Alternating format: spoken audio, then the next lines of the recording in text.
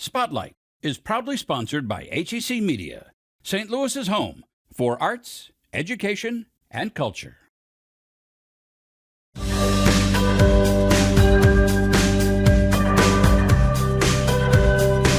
Today on Spotlight, urban hip-hop beats with a positive message geared towards kids K through 5th grade. Plus, a new innovation is making the Midwest a field of dreams for farmers. And then in the mid-1940s, St. Louis had over a dozen rowing clubs. Several earned Olympic medals. But first, the history of the legendary Hotel St. Louis. It's Sunday, and you're watching the multiple Emmy Award-winning Spotlight.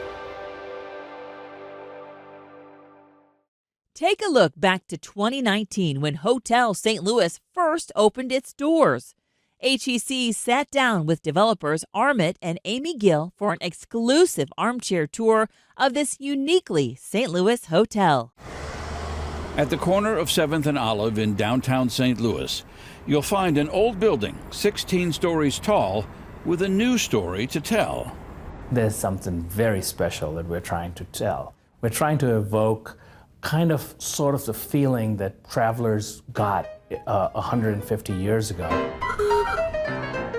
The old Union Trust building has been turned into the new Hotel St. Louis, restored by Restoration St. Louis, the same company that turned the Coronado Hotel into apartments and the Moolah Temple into a theater.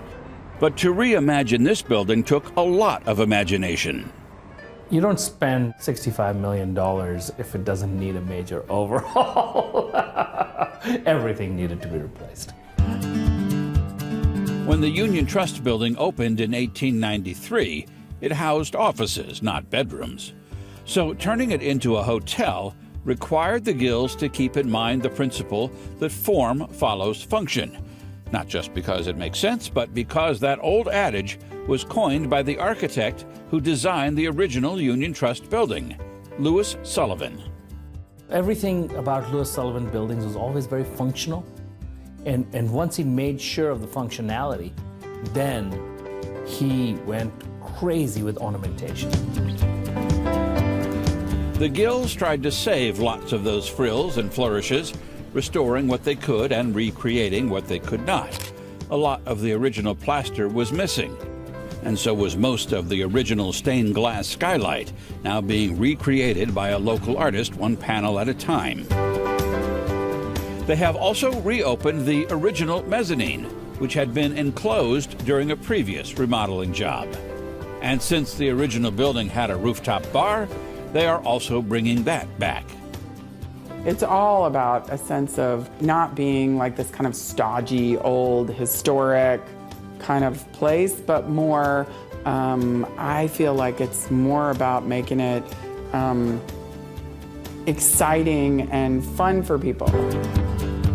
Along with restoring the building, the Gills want Hotel St. Louis to help restore the city's image by giving out-of-towners a uniquely local experience. The guest room minibars are loaded with St. Louis-made treats.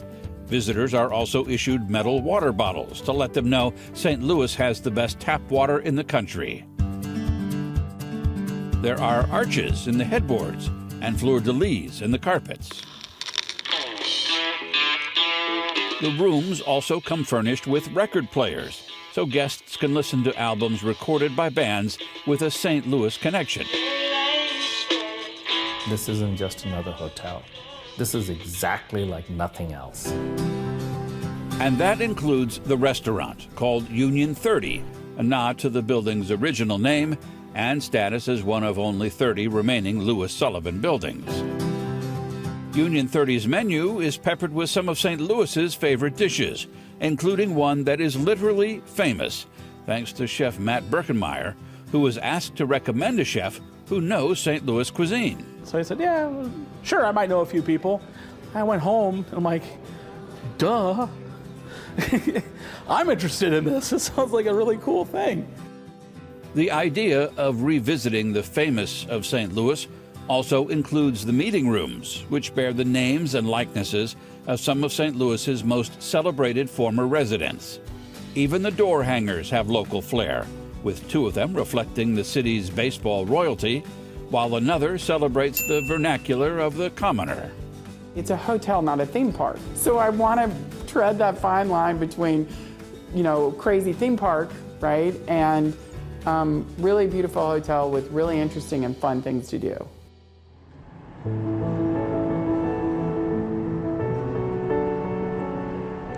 Some of the local tales they tell here are subtle, like these custom-built tables with legs meant to look like I-beams, which were invented by Louis Sullivan, or the roses in the lobby, an homage to Henry Shaw, the founder of the Missouri Botanical Garden. His townhouse once stood where Hotel St. Louis stands now.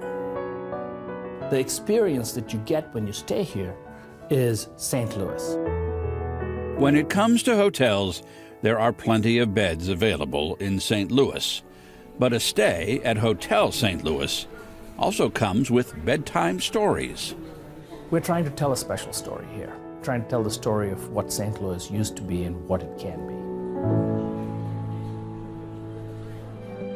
For more St. Louis stories, subscribe to the HEC YouTube channel. Spotlight STL from HEC Media. If you happy and you know it, clap your hands. You may recognize the song and even the characters, but what about this?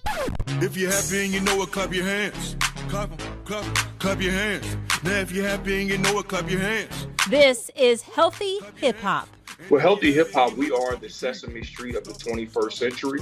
And what we do is we take the urban hip hop beat and then marry that with a positive message that's focused around education and health and wellness. Founder Roy Scott came up with this idea while pursuing a career as a rapper. On that journey, I had my wake-up call when my son, Justice, he was about 4 years old at the time. I picked him up from school and I noticed him repeating my music word for word. And so, those lyrics promoted drugs, violence, degraded women. And that was just my light bulb moment that I couldn't do this anymore. So he started creating songs with a positive message, along with dances for kids to learn. Like, teacher, can you help me with my writing? Say you'll never ever leave from beside me, cause I need help with my homework. Gotta keep my grades up. You can see it and imitate it right away. And that's how schools typically use us. They'll do, morning energizers to start their day, or they'll do, brain breaks. Studies show that too, that when kids are more physically active, either prior to or during learning, it helps improve focus and retention. Living my best life, not going back and forth with you children. I'm living my best life. Healthy Hip Hop is for kids ages pre-K to 5th grade. I knew we needed some signature characters. And so that's when I met my co-founder, Wes Smith, who created PJ Panda. And so we created a suite of characters for Healthy Hip Hop. Wanna be healthy, I like to be healthy. My physical health, mental health, I take care of myself. But his messaging is all about, no bullying, eating right, exercising, being good students, being good citizens, but doing it in a way that's just fun and, not corny. Scott has a team of writers and producers now, although he almost had his big break in 2016 when he got to present on Shark Tank. Closed a deal with Kevin O'Leary, aka Mr. Wonderful, one of the harder sharks to close. It was a $500,000 investment. Well, only to have our episode blocked from airing and our deal pulled off the table because ABC, the network that Shark Tank comes on, is owned by Disney. And they looked at our children's programming as competition. And so welcome to Hollywood is what we were told. But just like his songs teach, you must persevere. Even with all eyes on me, I'm never gonna fold. I'ma climb higher than the clouds can't go. So when you hear them calling me the GOAT, just remember I told you so. Staying positive. Sure, you can learn that lesson on Sesame Street, but it just might be more fun learning it from Healthy Hip Hop. Embrace the journey, just be in the moment, and gotta be flexible. You definitely gotta be resilient. We ain't never giving up, and if you fall down, you just get back up. Ay. We ain't never giving up, cause I believe in you. With every stroke of the bow, every stroke of the brush, with every stroke of genius, The arts make life in St. Louis richer, not just emotionally, but also economically. In our region, the arts create $869 million a year in economic activity, supporting 12,000 jobs, generating $155 million for state and local governments, with more than 8 million annual arts-related visits. That's more than all St. Louis sporting events combined. Whether in a park, on a street, or a wall, experimental or a classic, the arts deserve our support, because the arts help support us. HEC Media is proud to be our region's home for arts, education, and culture. Because in St. Louis, the arts mean business. I am a farmer on our personal farm. I call myself the farm manager. I'm also an advocate because I'm the one that does all the speaking engagements. I am the one that goes out and is involved in the community representing ag. That's what brings Andrea Kensey from her Lincoln County, Missouri farm to the stage at the Donald Danforth Plant Science Center. She's representing farmers in her region, especially family farms like her own. I'm looking for networking and connections and just telling the story of the small family farm. Kensey is the vice president of the Lincoln County Farm Bureau. Both sustainable and regenerative. And this summit became the ideal place for Kensey's voice to be heard. It's called the REACH Agri-Food Innovation Summit. REACH stands for Regenerative Agri-Food Coalition in the Heartland. It's sponsored by BioSTL. St. Louis is a powerhouse in agriculture and food, with the major corporations like Bayer, Bunge, Post, AB InBev, all located here in St. Louis, within 5 and 10 miles from each other. And there's never been an issue that would bring all of them to the table until we discussed this topic of regenerative agriculture. This is one that every one of these companies has made promises to their stakeholders to achieve net zero by a certain date. Regenerative agriculture may be a broad term, but for BioSTL, it's simply stated. Our definition for regenerative agriculture is extremely practical and simple. It is producing more with less. And that definition brings the farmer to the table because all day long they want to produce more with less. There's all this talk about we got to be able to be carbon neutral and this, that, the other. And anytime you look at that definition, it puts more cost on the farmer. Labor is expensive, input costs are going up, electricity, all that is going up. So they're producing more with more and not achieving profitability. So if you can produce more with less, they are all in. So what we are doing at REACH is probably the most unique in the United States, which is a very grower-centric approach to regenerative agriculture. From the big companies to the smaller innovators and farmers, they're all here to rally behind it. Kensey's focus is talking about the innovations farmers need. We're losing sight of the old heritage small family farms. So the profit margins are small, and people think they have to keep getting bigger and bigger to be a sustainable farm. And I want people to not forget that we need innovation and we need new products and we need equipment and things that work for small farms as well. The bigger issue is just that small farms like ours don't always qualify for some of the incentive programs, or we don't fit into the box of what is needed to be called regenerative. The summit allows innovators a chance to show how they could help solve farmers' problems and possibly align their innovations with goals of the bigger corporations. All these companies are looking for solutions to their problems. Often these solutions come from innovators. Finding the best innovation from around the world and then bringing them to the summit. The innovators are also looking for investment and then strategic partnerships, long-term co-development partnerships. One innovators company, Veda, is based in Tennessee. Veda is opening an office in St. Louis to expand in the heartland. We have a technology platform and an advisory service that we bring directly to growers to support them in their transition or implementation of regenerative practices. It's best practices, but they would be specific and tailored to every single field on the farm because every field is different soil types, different challenges and opportunities, and then how can we use these practices to drive out costs? As for Kenzie, she's gaining even more insights that can work for her farm here in the heartland. I think the biologicals are probably the most cost-effective for our farm. Putting more chemicals on my land, it does not sound sustainable to me, and it doesn't sound safe for my soil. So I'm looking for other markets and other opportunities of how I can improve our pasture ground specifically. Later on Spotlight, meet an accomplished performer and composer who grew up in Wellston. History Spotlight, brought to you by HEC Media and the Missouri Historical Society. Hello, I'm Dr. Jody Sowell, president of the Missouri Historical Society in St. Louis, and this is History Spotlight. From the mid-19th century into the 1940s, St. Louis had over a dozen rowing clubs, many with elaborate boathouses along the Mississippi River, and several with Olympic medals to their name. Public historian Amanda Clark explains. One of my favorite paintings of early St. Louis is this idyllic early morning scene looking across Choteau's Pond, looking towards downtown. It's an 1840s image. We see someone fishing, someone painting, and a group of men out for a row.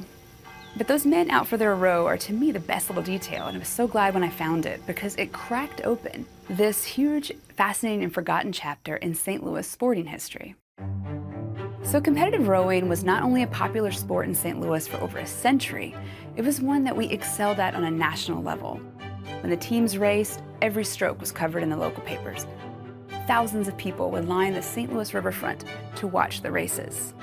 Yes, I just said that these teams, for the most part, were rowing on the Mississippi River right alongside the ferries and steamboats. Rowing is an ancient sport, and it's one of our country's first nationally professional sports. Along the Mississippi, it grows from New Orleans north starting in the 1830s.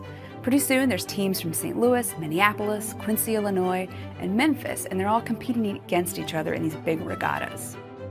St. Louis's first competitive team was the Western Rowing Club. It was formed in 1868. They dominated locally and nationally for over 80 years. Western Rowing Club even medaled in the 1904 Olympics.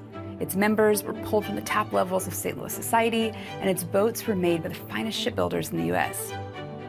And as with many things in St. Louis history, the beer barons were involved as well. Two of the most prized local trophies were the Faust Cup, which Western won so many times they retired it, and the Lemp Plate. In 1873, brewer Joseph Schneider publicly challenged saloonist Henry Huffnagel that a crew couldn't cross the Mississippi in under 2.5 minutes. With a large crowd watching on the levee, a Western crew proved him wrong by completing it in 2 minutes and 7 seconds. The club's boathouses used to dot the riverfront from Baden to Carondelet, and they varied from simple riverfront structures to elaborate clubhouses with dock facilities nearby. Only one of the clubhouses still stands, a beautiful building built originally for Western Rowing Club on South Broadway. It was turned into a retirement facility in the 1930s. After capturing our collective attention for almost a century, rowing quickly declined in popularity after World War II. Today, only one historic rowing team still exists, the St. Louis Rowing Club. They were founded in 1875, and their boathouses are located at Creveport Lake. Next week on History Spotlight, how St. Louis school children once bought an elephant for the zoo. To learn more about the Missouri Historical Society, visit mohistory.org. The original monster truck, Bigfoot, was created by St. Louisan Bob Chandler in 1975 when he modified a Ford F-250 pickup. In April of 1981, Chandler drove Bigfoot over some cars to test the truck's capabilities and became the first large truck to do so on record. The modifications and fame the truck garnered led the press to coin the term monster truck for the first time.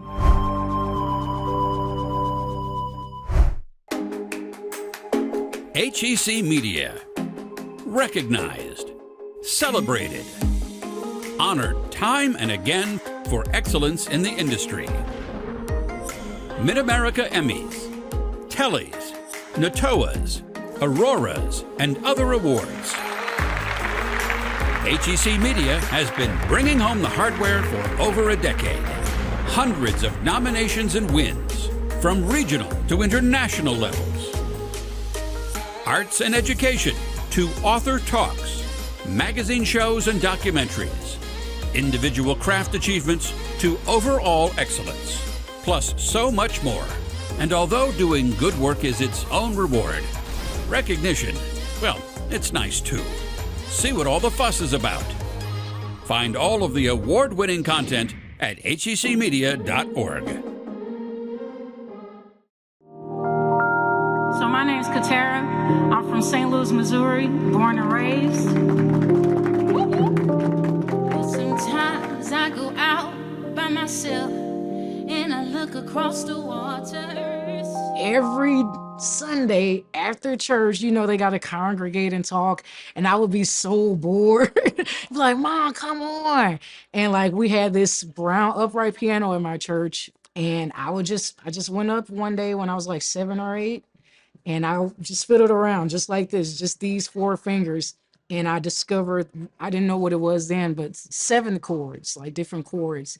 And it just kind of came together like puzzle pieces that just made sense to me.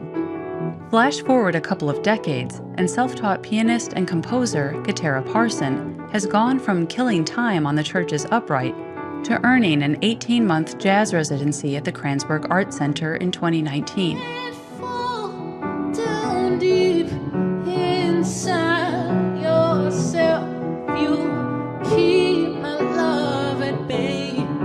Her unforgettable voice and unique blend of classical influences with hip-hop, R&B, and jazz made Katara a standout in the St. Louis music scene. See, I am dope naturally, walking art gallery, intricate African features, Lord, I'm magic. But for a long time, playing and writing music were the only pieces of life that came together easily for Parson. I grew up in Wellston, one of the most neglected, violent, abandoned parts of the city. Grew up in poverty, corner liquor stores everywhere, and churches, ironically. And that was my norm. My mom sheltered me, kept me in the house, because, you know, growing up in the hood, like, you know, you had to stay safe, keep your children protected. So I think her sheltering me kind of molded me into this hermit, and that's how I started making music. Like I would be cooped up in the house, secretly composing stuff, and I was too afraid to put it in front of anybody. I would wait until everybody left the house before I did anything. I strictly started off with these super vulnerable, intense love ballads, you know, like Mariah Carey, Whitney Houston type stuff. And then it slowly progressed into, okay, now I'm writing about my own personal struggles and vulnerabilities. I was getting bullied like horribly. So I would write songs about that, write songs about overcoming the situation. And I think that's what led to who I am now. Katara comes from the hood. She was shunned at school. She felt safe nowhere. And the only place that kept her sane was behind the piano. So to see that and to see where she is now, mind-blowing. I was a very, very shy, timid kid. For so many years, I had stayed voiceless. I stayed quiet. I never expressed myself in any kind of way. I loved singing. I loved harmonizing with people, but I never took the lead in anything. I always stayed in the background. And one day it was 8th grade, and we had a Black History program coming up. And they were like, you want to sign up to perform something? This is your chance. So I was like, you know what? I'm tired of hiding. Like, I want to see if I can actually do this. That was my first time performing in front of like at least 100+ people. I received my very first standing ovation from complete strangers. My mom was in the front crying because she had no idea that I had that in me. I didn't know either. You don't want to know how to set yourself free. Time to walk away. It was definitely a process and a journey of me just getting comfortable in my skin enough to put myself out there in front of people, because this was songs that I was writing from the bottom of my soul, and I was just putting it out there for strangers to just honestly judge and take it any kind of way they wanted.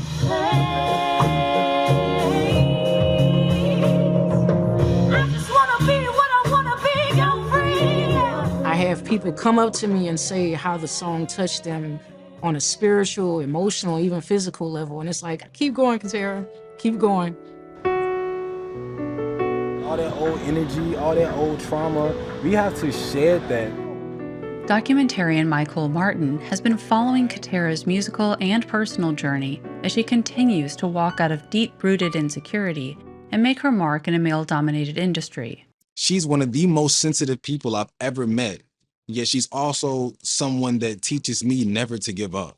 No matter how she feels publicly, privately, she always finds a way to come back to herself and come back to her art.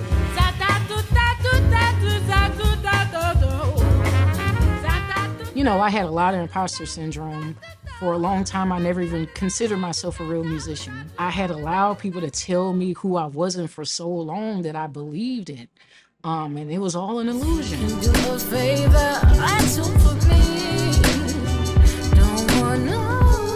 I'm at 32 years old.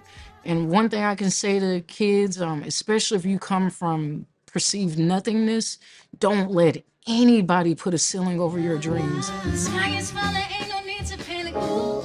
I got your clip, I want the automatic. Compatible creator in the attic. I tell specifically women, femmes that are trying to pursue anything in a male-dominated industry, please be your number one coach, manager, business partner, and best friend, because it gets very nasty out here for women. Not afraid to be free. Go where I want to be. So many people tell women what they can and cannot do in these male-dominated industries and spaces. She's showing me, and I feel like her story of the life that she's living can show other people how to be soft and how to be strong at the exact same time. I had focused so much on stepping into my power and like kind of finding my voice that I didn't realize the aftermath of that you are going to have people who were used to you being the person who you were before, and they are not going to be comfortable with you stepping into this new form of power. And it's nothing personal. It's just some people get very comfortable with your place in their life. As bigger opportunities begin to come her way, Katera remains focused on creating awareness around mental health issues, inequality, and poverty, obstacles she understands all too well. I really do have this vision to where I want to rebuild Wellston. I want to make sure kids don't go through what I went through. I do plan to bring the treasures or whatever I achieve back to my community. Can we fly? Next week, beautiful works of art that help reduce stormwater runoff. Plus, hear the story of the Titanic after it sank. Thanks for watching Spotlight. Join us next Sunday at 9:30 a.m. on KPLR 11.